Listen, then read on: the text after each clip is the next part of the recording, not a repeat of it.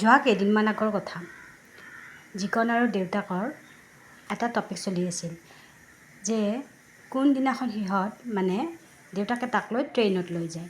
কাৰণ তাৰ কথা দেউতাকক যে দেউতা তুমিতো প্ৰায়ে ক'ৰবাত গৈ থাকা অফিচৰ কামত, মোকতো তুমি ট্ৰেইনত লৈ যোৱা নাই কেতিয়াও।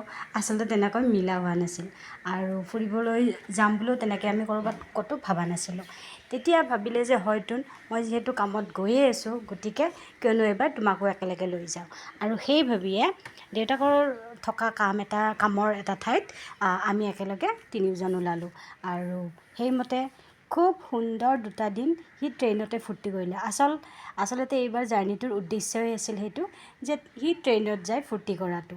ক'লৈ গৈছোঁ কেনেকৈ আছোঁ সেইটো ডাঙৰ কথা নহয়, কিন্তু তাৰ ফূৰ্তিখিনি সি যিখিনি বিচাৰিছিল সেইখিনি দিব পৰাটোহে মেইন কথা আছিল।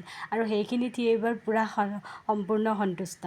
আৰু এয়া হোটেলত থাকোঁতে আমাৰ সৰু সুৰা কিছুমান ভাল লগা মুহূৰ্ত সি ভিডিঅ' কৰি আছে, খুব ফূৰ্তি কৰিছে। আৰু ল'ৰা ছোৱালীয়ে মাক দেউতাকৰ লগত কটোৱা সময়খিনি আটাইতকৈ ভাল লগা মুহূৰ্ত হিচাপে ৰাখে যেন লাগে মোৰ, নহয়নে? কাৰণ আমাৰো তেনেকুৱা হয়চোন, সৰুতে যিবিলাক মা দেউতাৰ লগত যিখিনি সময় কটাইছিলোঁ সেইখিনি সময়েচোন বেছিকৈ মনত পৰে। মই যেতিয়া প্ৰায় অকলশৰে থাকোঁ তেতিয়া মোৰতো প্ৰায় আগৰ পৰিয়ালৰ সেই আগৰ কথাবোৰেই মনত পৰি থাকে। গতিকে সিও তাৰ স্মৃতি হিচাপে আমাৰ এই সৰু সৰু মুহূৰ্তবোৰ যদি মনত ৰাখে আমাৰো ভাল লাগিব, নহয়নে? গতিকে এনেকৈয়ে আমি 2টা দিন কটাই আহিলোঁ আৰু সেই সৰু সৰু মুহূৰ্তবোৰৰে ফটো আপোনালোকৰ লগত শ্বেয়াৰ কৰি আছিলোঁ। বেলেগ একো নাই। আৰু তাত থকা এভাগী মন্দিৰ আমি দৰ্শন কৰিছিলোঁ।